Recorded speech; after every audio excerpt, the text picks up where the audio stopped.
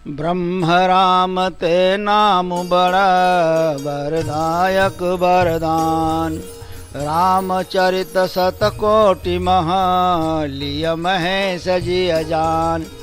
ब्रह्म और राम से नाम बड़ा है, वर देने वाले को भी वर देने वाला है। यह जी में जानकर 100 करोड़ रामायण में से शिव जी महाराज ने 2 अक्षर को निकाल लिए। तो 100 करोड़ में 3 का भाग दिए।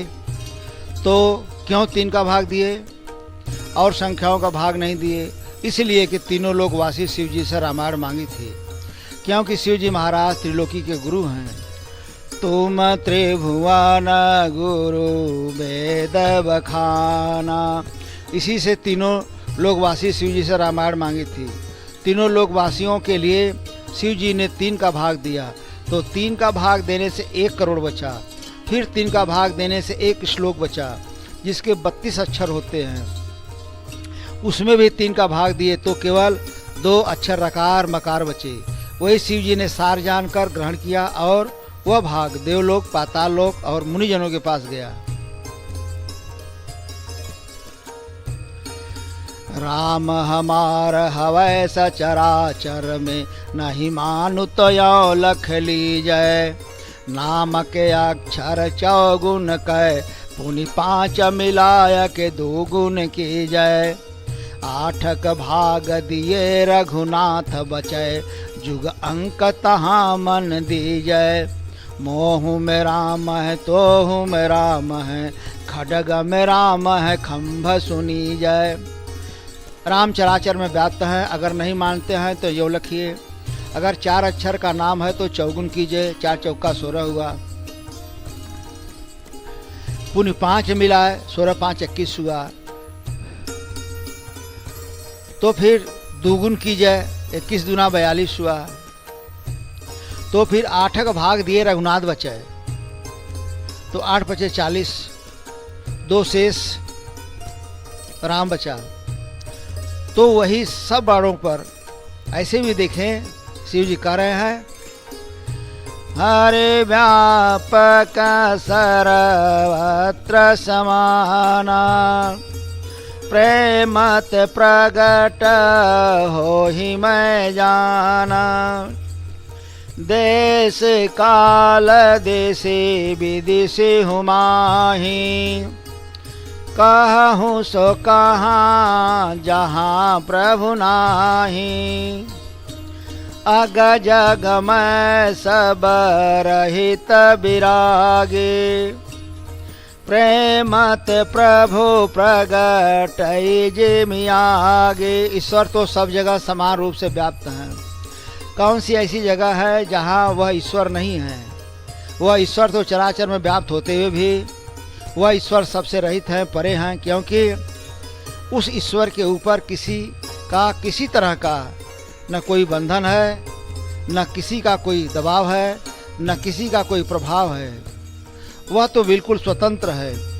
नारद जी कहे भी कि परम स्वतंत्र न सिर पर कोई, भावै मन ही करहु तुम सोई। वह परमात्मा केवल प्रेम के बस में है और प्रेम से प्रकट होता है। काघुसुंडी जी भी कह रहे हैं, निज प्रभु मैं देखहि जगत। यह संसार ईश्वरमय है, तो यही ईश्वर राम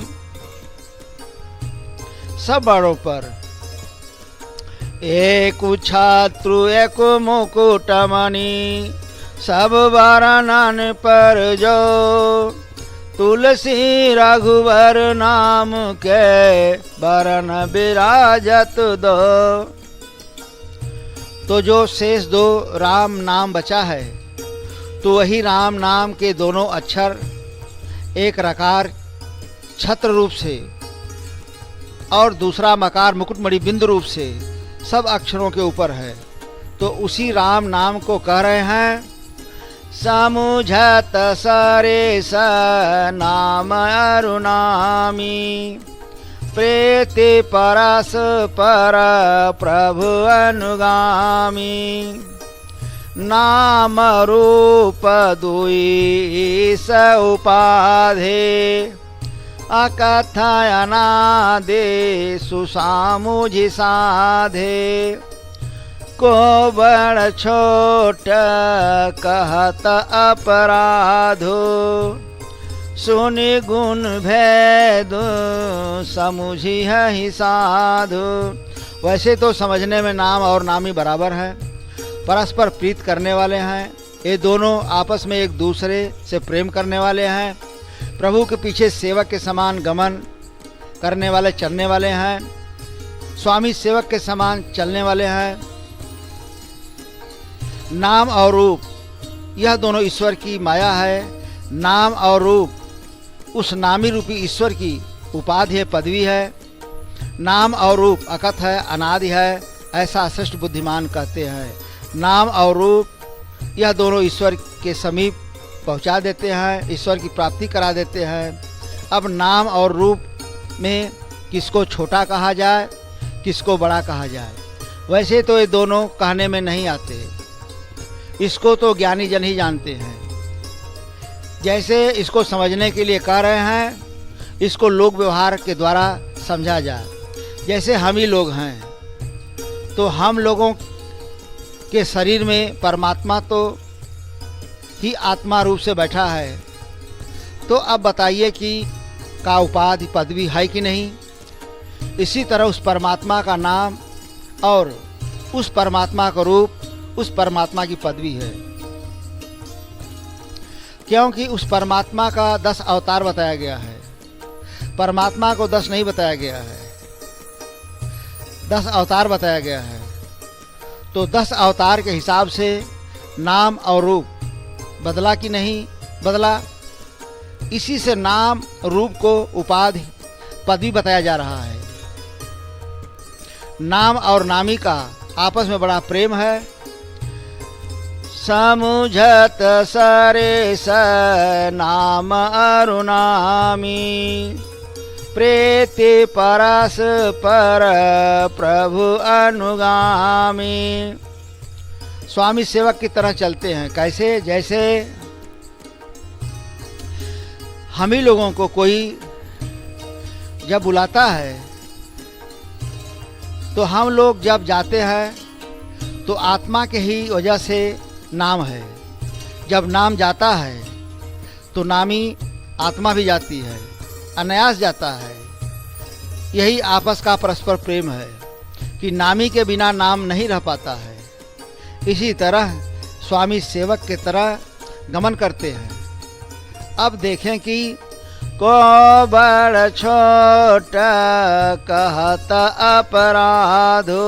वशिष्ठ जी आगे कह रहे हैं, इनके नाम अनेक अनूपा मैं नृप कहब स्वमति अनुरूपा। जो आनंद सिंधु सुख राशि सी करते त्रैलोक सुपासे।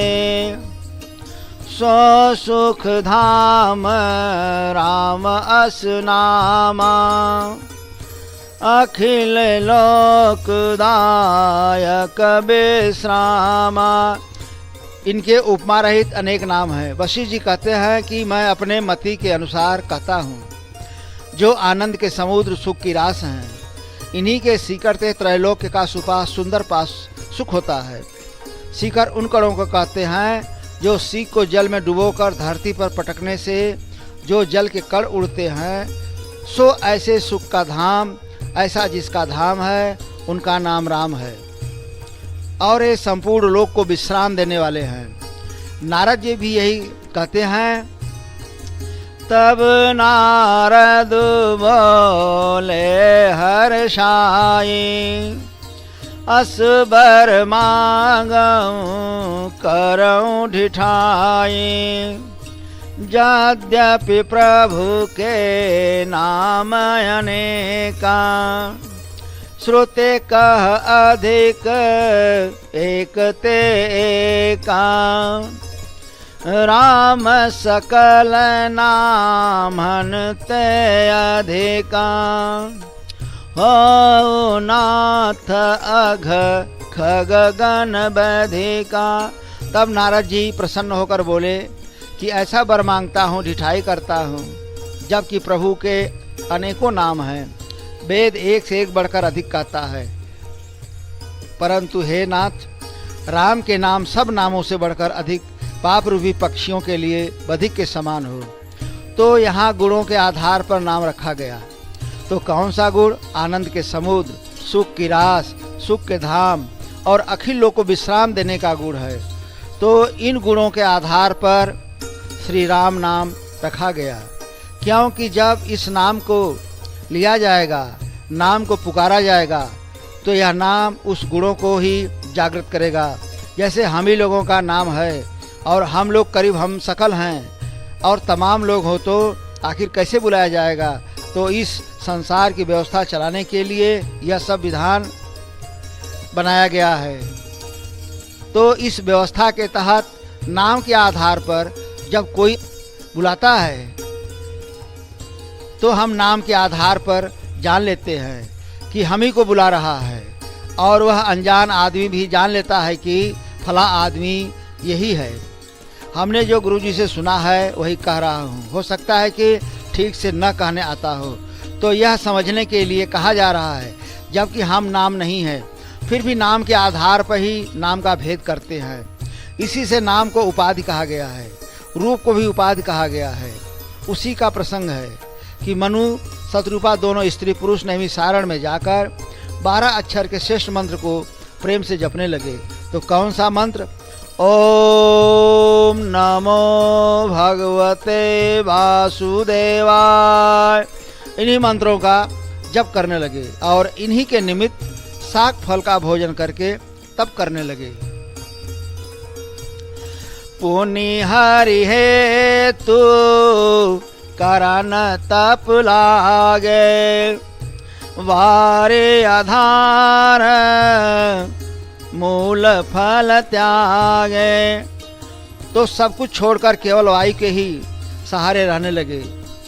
तो वे कैसे हरि भगवान हैं, जिनके लिए हृदय में एक ही लालसा थी, अगुण अखंड अनंत अनादि, जेहि चिंता ही पर मारथ बादे, नेति नेति जेहि वेद निरूपा, निजानंद निरूपाधि अनुपा, शंभो बिरंचे विष्णु भगवाना, उपजहि जासु अंश ते नाना, ऐसे प्रभु से वक बस अहई, भगत है तुली लातनु गहये,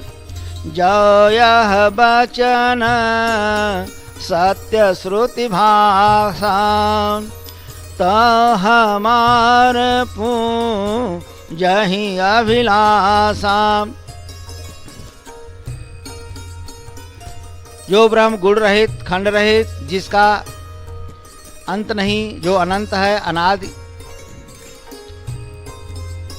आदि नहीं कि कब प्रादुर्भूत हुआ, मोक्ष के चाहने वाले जिसका चिंतन करते हैं, जिसको वेद नेत नेत कहकर निरूपण करते हैं, जो आनंद स्वरूप उपाधि रहित अनुपम है। शिव ब्रह्मा विष्णु भगवान जिस ब्रह्म के अंश से अनेक उपजते हैं, ऐसे प्रभु भगवान सेवक के बस में हैं और भक्तों के हेतु प्रेम बस होकर लीला से सही धारण करते हैं। देखिए कि निर्गुण ब्रह्म ही सगुण स्वरूप को धारण किया है। और यहाँ यह भी बताया गया कि निर्गुण ब्रह्म कैसे सगुण होता है। एक तरह से निर्गुण को सगुण करने की विधि क्रिया बताई गई, जो भक्तों के ऊपर कृपा करने का वचन वेदों में सत्य है, तो प्रभु हमारी इच्छा पूर्ण करेंगे। देखिए कि इस प्रसंग में परमात्मा का नाम नहीं है और रूप भी नहीं है। अभी कहे भी कि भगवान सेवक के बस में हैं और लीला से शरीर धारण करते हैं और भक्तों के ऊपर कृपा करने का वचन वेदों में सत्य है। तो इसी विश्वास के साथ मनु जी घोर तपस्या करते हैं और भगवान प्रसन्न हुए। तो आकाशवाणी हुई कि वर मांगो वर मांगो। तब उसी समय शरीर सुंदर मोटा ताजा हो गया, मानो अभी घर से आए हैं। तो जब परमात्मा की कृपा होती है तो एहसास होने लगता है, मालूम पड़ने लगता है। श्रवण सुधा सम बचन सुनी, पुलक प्रफुल्लित गात, बोले मनु कर दंडवत, प्रेमन हृदय समात। तो कानों से अमृतमय वचन सुनते ही शरीर पुलकित और प्रफुल्लित हो गया। तब मनु जी दंडवत करके बोले, जिसका प्रेम मन में नहीं समाता है। देखिए कि केवल आकाशवाणी हुई, कोई रूप नहीं है, लेकिन इसी जगह अब मनु जी रूप निश्चित करते हैं और कहते हैं, सुनु सेवक सुर तरु सुर धेनु, वेदे हरिहर बंदित पद रेणु, सेवत सुलभ सकल सुखदायक, प्रणत पाल सचराचर नायक, जो अनाथ हित हम पर नेहु, तो प्रसन्न होई यह वर देहु, जो स्वरूप बस शिव मन माही, जेहि कारण मुनि जतन कराही, जो भूसुंडी मन मानस हंसा, सगुण अगुण जेहि निगम प्रशंसा, देखहि हम सो रूप भरि लोचन, कृपा करहु प्रण तारति मोचन, दंपति बचन परम प्रिय लागे। मनु जी महाराज कह रहे हैं, हे दासों को इच्छित फल देने के लिए कल्पवृक्ष, हे कामधेनु सुनिए, आपके चरण कमल की धूल को ब्रह्मा विष्णु और महादेव जी नमस्कार करते हैं। तो हे सेवा करने से मिलने वाले, हे सबके सुखदाता, हे दीनों को पालने वाले, चर अचर के स्वामी, हे अनाथों के हित करने वाले, यदि हमारे ऊपर आपका स्नेह है तो प्रसन्न होकर यह वर दीजिए कि जो स्वरूप शिव जी के मन में बसता है और जिनके लिए मुनि लोग अनेक यत्न करते हैं, और जो भुसुंडी जी के मानसरोवर का हंस है, जिनका वेद सगुण और निर्गुण नाम से बड़ाई करते हैं, वही आप का रूप हम नेत्र भर कर देखें। हे दुखियों के दुख छुड़ाने वाले, कृपा कीजिए। दोनों स्त्री पुरुषों के वचन भगवान को बहुत प्रिय लगे, इसलिए कि कोमल नीत से युक्त और प्रेम रस में पके थे, प्रेम रस में सराबोर थे। भक्त वत्सल कृपा निधान प्रभु विश्व जिनमें बसता है, वे भगवान प्रकट हुए। अब देखिए कि रूप सामने आया तो कैसा स्वरूप है। नील सरोरुह नीलमणि, नील नीरधर श्याम, लाजहि तन शोभा निरखे, कोटि कोटि सतकाम। सब नीले रंग से ही उपमा दिया गया है, क्योंकि वो परमात्मा नीले रंग का है, इसलिए सब नीले रंग से ही उपमा दिया गया है। तो कमल से क्यों उपमा दिया गया? इसलिए कि कमल जल में निसंग निर्लेप रहता है, और कमल का एक गुण और कि कमल कोमल मुलायम सुकुमार होता है, उसी तरह परमात्मा भी कोमल है। कठिन भूमि को मल पदगामी, कोमल चित रघु नाथ कृपाला, अति कोमल रघु वीर सुभाव, सुठी सुकुमार कुमार दो। तो परमात्मा भी प्रकृति में, संसार में, शरीर में अनासक्त, निर्लेप, निसंग रहता है। नीलमणि से उपमा देने का कारण या दोहे की ऊपर वाली पंक्ति के माध्यम से श्री गोस्वामी तुलसीदास जी क्या बताना चाहते हैं? तो श्री गोस्वामी जी यही बताना चाहते हैं कि वह परमात्मा जब प्रकृति से परे है, प्रकृति पार प्रभु सब उर्वासे, राम अतर्क बोधि मन बानी। तो उस परमात्मा को कैसे जाना जाएगा, कैसे समझा जाएगा? तो उदाहरण के ही माध्यम से उस परमात्मा के स्वरूप को, उनके गुण को, उनके प्रभाव को, स्वभाव को समझा जाएगा। तो श्री गोस्वामी जी परमात्मा को समझने का जो उदाहरण रखे हैं वो भी बिल्कुल जन सामान्य के समझने का उदाहरण रखे हैं, जिसके द्वारा जन सामान्य व्यक्ति भी बड़ी आसानी से समझ सके। नीलमणि पत्थर तो बहुत है, उससे उदाहरण न देकर केवल मणि से उदाहरण दिए हैं।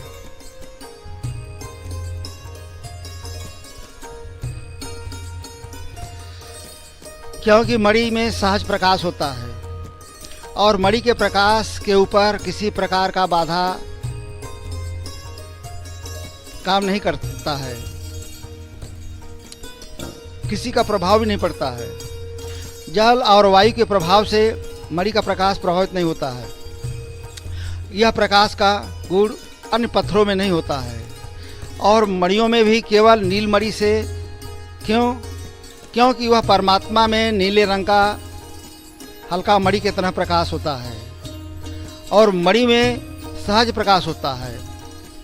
उस प्रकाश के लिए किसी साधन की आवश्यकता नहीं है, इसीलिए मणि से उपमा दिए हैं। बाबा गोस्वामी जी कहते हैं, सहज प्रकाश रूप भगवाना, नहीं तह पुनि बे ज्ञान बिहाना।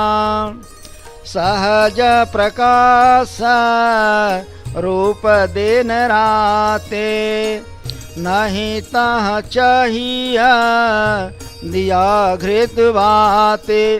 तो परमात्मा सहज है और परमात्मा सहज प्रकाश स्वरूप है और वह परमात्मा मन बुद्धि वाणी से परे है।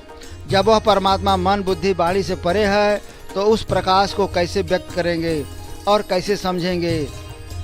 तो जीव को उस परमात्मा के गुण, स्वभाव, प्रभाव, स्वरूप को समझने के लिए इन उदाहरणों के द्वारा माध्यम से श्री गोस्वामी बाबा ने समझाने का प्रयास किया है। इसीलिए मणि से उपमा दिए हैं। अब नील निर्धर श्याम, जल युक्त गंभीर नीले बादल के समान कोमल प्रकाश, मतलब उस प्रकाश में न तो तपन है न तो शीत है। इसी से वह प्रकाश कोमल और सुखदायी है। उस प्रकाश में शांति है, मन को विश्राम है। श्यामवर्ण चिन्मय शरीर की शोभा देखकर करोड़ करोड़ कामदेव भी ला जाते हैं। तो प्रसंग पर चले। नाम और रूप में कौन छोटा है कौन बड़ा है? को बड़ छोट कहत अपराधो, सुनि गुण भेद समुझी हहि साधु। नाम रूप को उपाधि कहा गया है।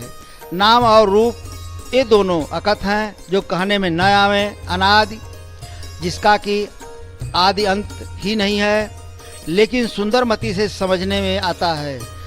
अब बाबा गोस्वामी तुलसीदास जी अपना अनुभव कह रहे हैं कि हमारे विचार से देखिए ही रूप नाम आधीना, रूप ज्ञान नहीं नाम विहीना।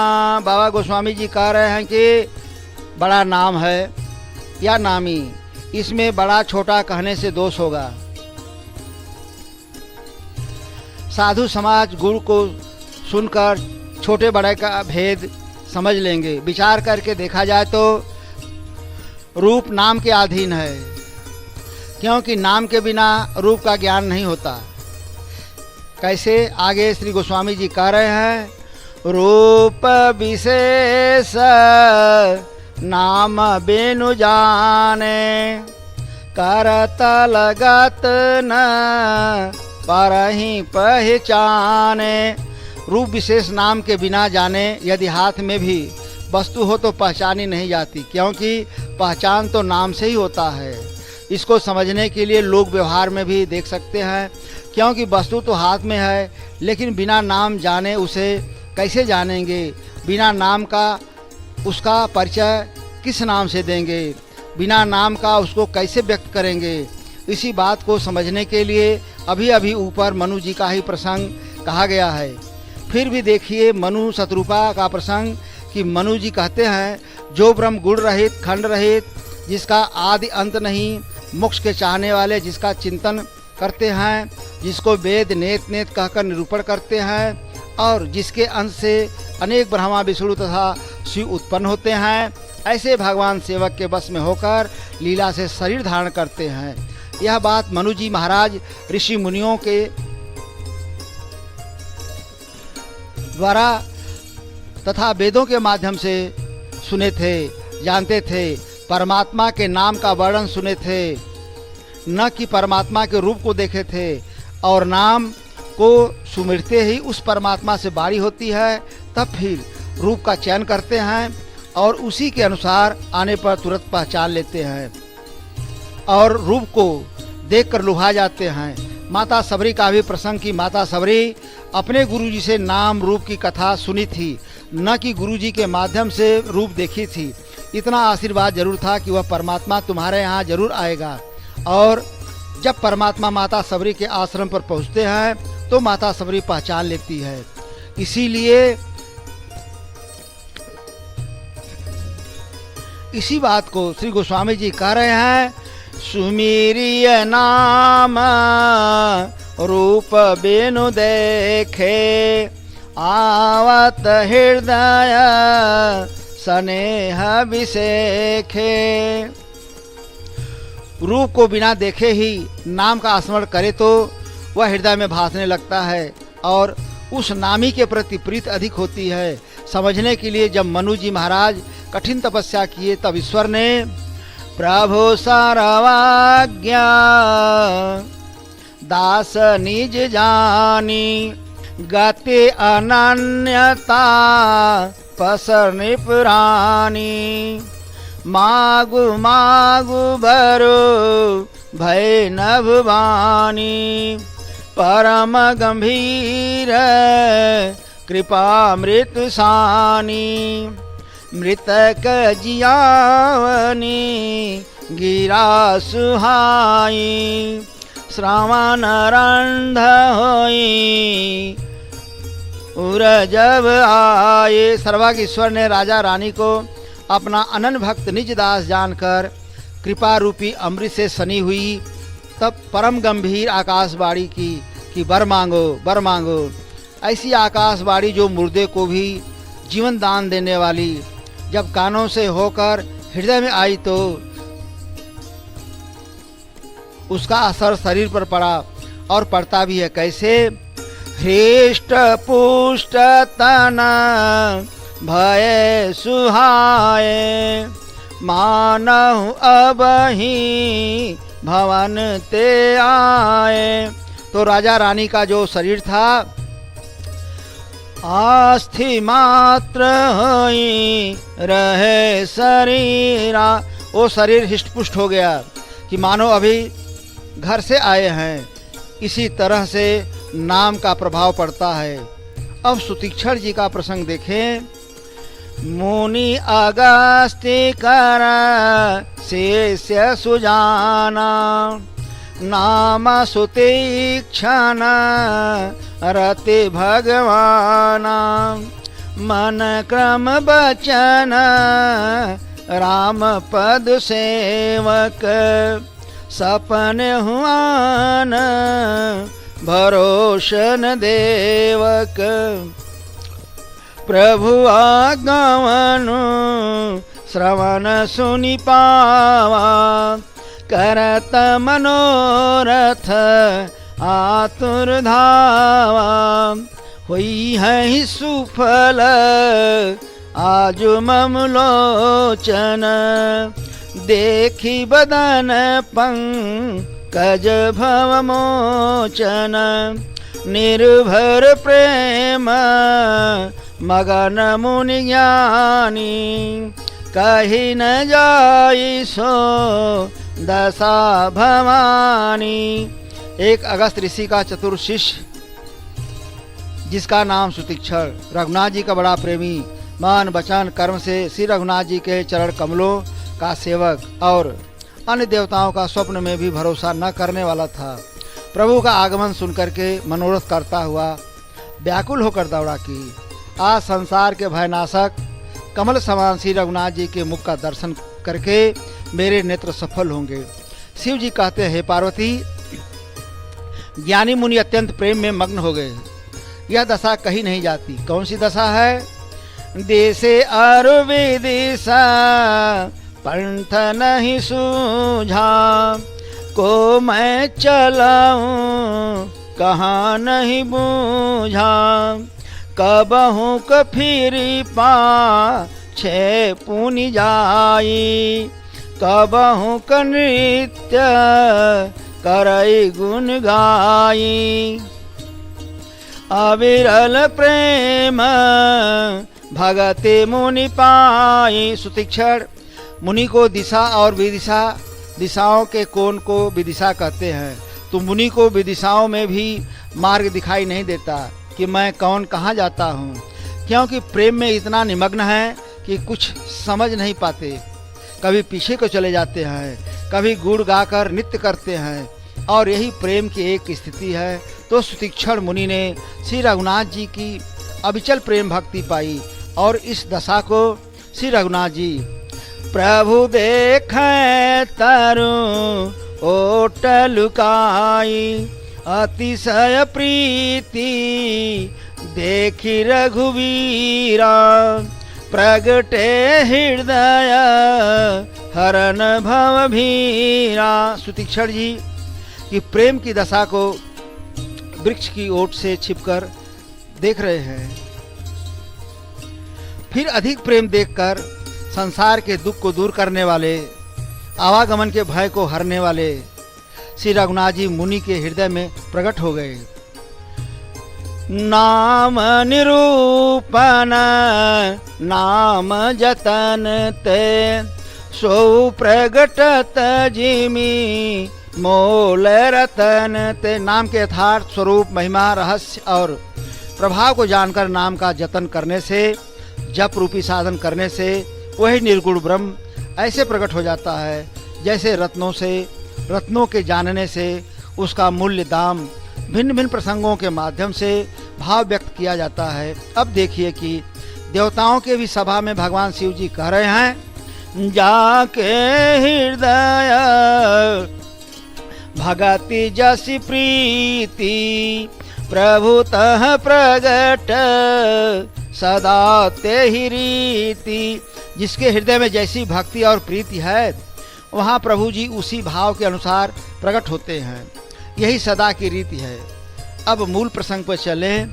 नाम रूप गति अकथ कहानी समुझत सुख दन परत बखानी अगुण शगुन बीच नाम सुसाखी उभय प्रबोधक चतुर दुभाखी। नाम रूप की कथा कथनी है, कहने में नहीं आती,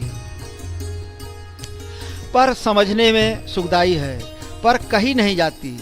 तो निर्गुण सगुण के बीच में नाम ही साक्षी है और नाम से ही दोनों जाने जाते हैं, पर दोनों को समझाने वाला यह राम नाम चतुर्दुभाखिया है।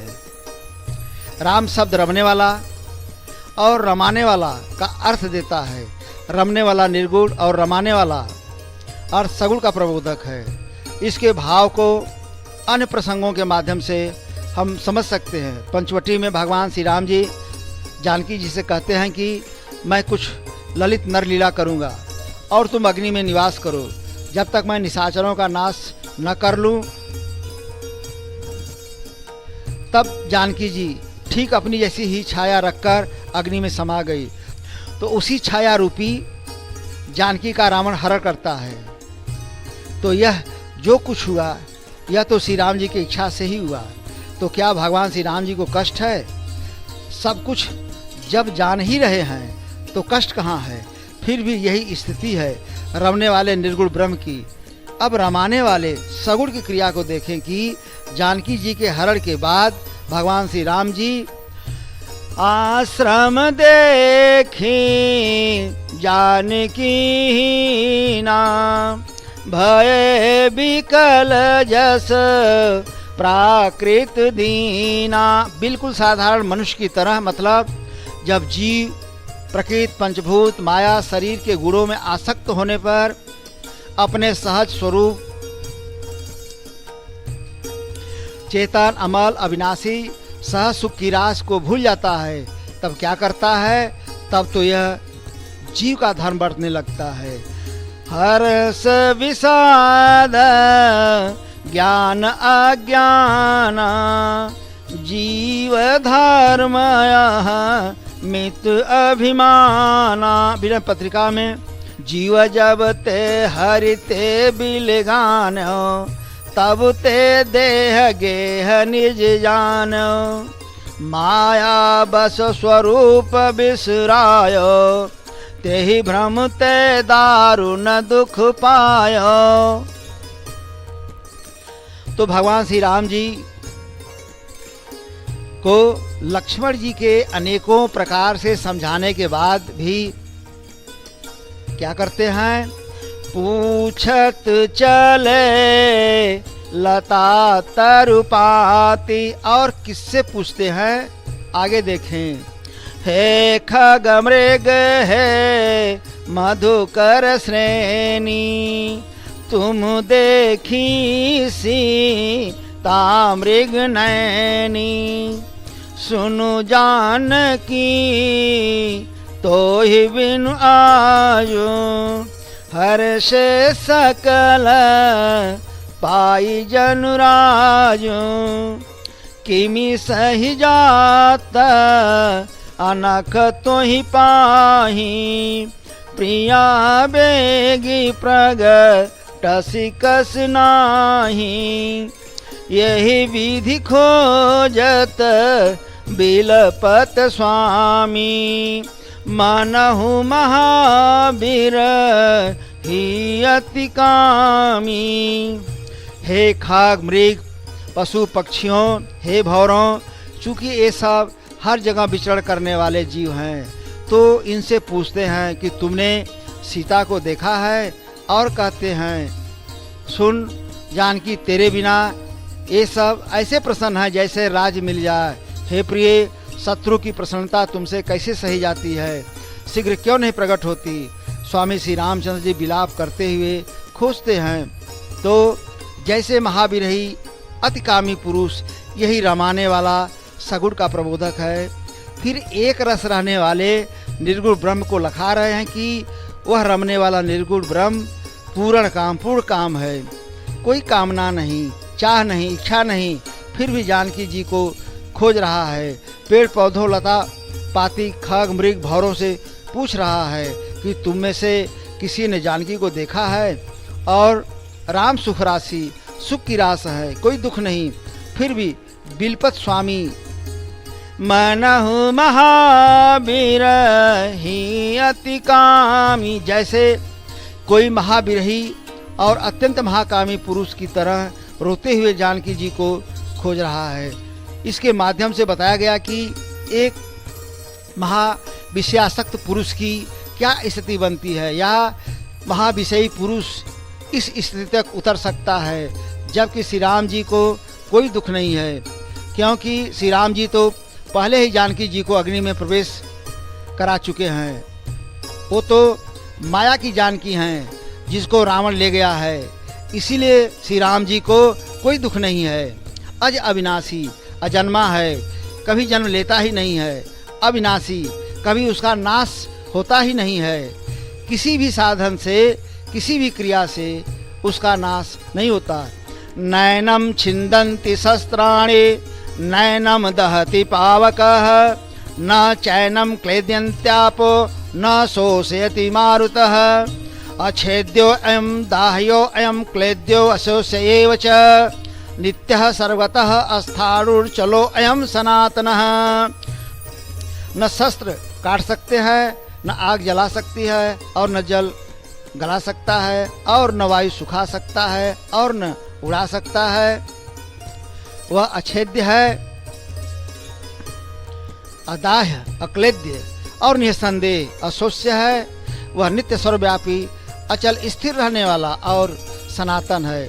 फिर भी भक्तों को सुख देने के लिए साधारण मनुष्य जैसा चरित्र कर रहे हैं, क्योंकि लक्ष्मण जी को देखकर बाहिज चिंता कीन्ही विषेखी, और इन दोनों के बीच में मतलब निर्गुण ब्रह्म की स्थिति और सगुण के कर्म में नाम ही साक्षी है।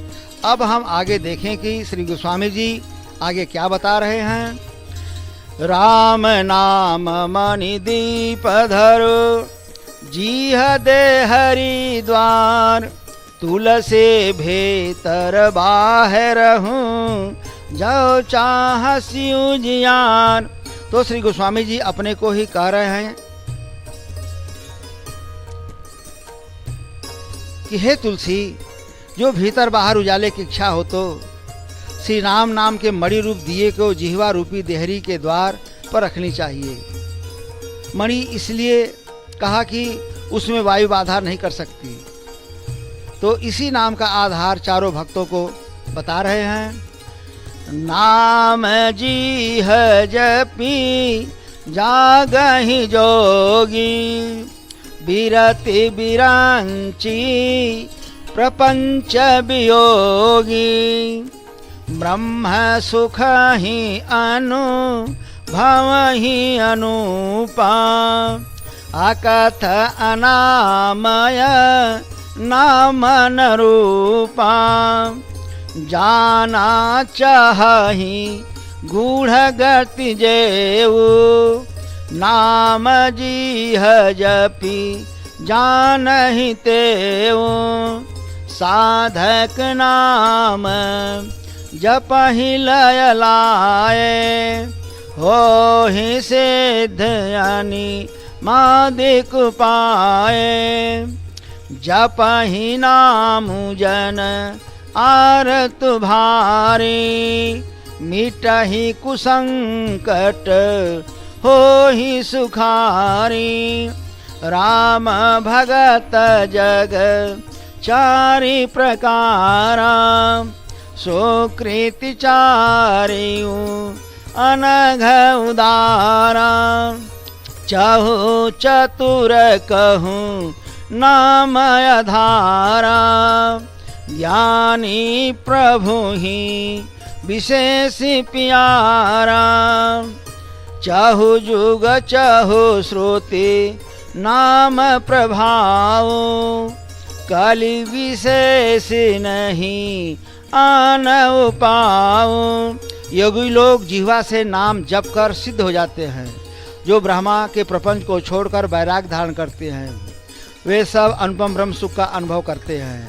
जो ब्रह्म कहने में नहीं आता, जो कि रोग रहित कल्याण रूप नाम रहित है, तो नाम कैसे हुआ, कहाँ से आया और नाम का गुण क्या है। वैसे तो सब प्रसंग वही चल रहा है, तो नाम को देखें समझें। बशीर जी कह रहे हैं इनके नाम अनेक अनुपा मैं निप कहब स्वमति अनुरूपा जो आनंद सिंधु सुख राशि सी करते त्र लोक सुपासी सो सुख धाम राम यस नामा अखिल लोकदायक विश्रामा। और इस नाम में 3 हेतु भी है। बंदव नाम राम रघुवर को, हेतु कृषाणु भानु हिम कर को। पहला हेतु कृषाणु मतलब अग्नि, तो अग्नि का काम जलाना। अगर अग्नि पर जाने अनजाने में चाहे जैसे हाथ पर पड़ जाए तो अग्नि जलाएगी। वह अग्नि नहीं देखेगी कि जाने में हाथ पर पड़ा है कि अनजाने में, वह सीधा जलाएगी। जब जीव या व्यक्ति श्री राम नाम को चाहे जिस भाव में लेगा तो वह नाम अग्नि के तरह जीव के जन्म जन्मांतर के पाप को जलाकर भस्म कर देगा। तो दूसरा हेतु भानु मतलब सूर्य प्रकाश करना। पाप जलाने के बाद प्रकाश होगा, ज्ञान होगा, तब माया संसार जगत का वास्तविक स्वरूप समझ में आएगा। मतलब माया के जगत के संसार के नश्वरता का प्रपंच स्वरूप का ज्ञान हो जाएगा तो परमात्मा समझ में आने लगेंगे, परमात्मा का ज्ञान हो जाएगा। तब तीसरा हेतु हिमकर चंद्रमा, तो चंद्रमा का एक गुण शीतलता। तो ज्ञान हो जाने पर मन शीतल शांत हो जाएगा, मन को विश्राम मिल जाएगा, सुख मिलने लगेगा, आनंद मिलने लगेगा। श्री राम नाम में यही गुण है। श्री राम नाम का ऐसा अनेकों प्रभाव है। इसीलिए इसी आधार पर जो आनंद सिंधु सुख राशि, सी करते त्रय लोक सुपासी, सो सुख धाम राम यस नामा, अखिल लोकदा यक विश्रामा। इन्हीं गुणों के आधार पर श्री राम नाम रखा गया है। इसीलिए नाम सगुण निर्गुण दोनों से परे है, दोनों का बोध कराने वाला है।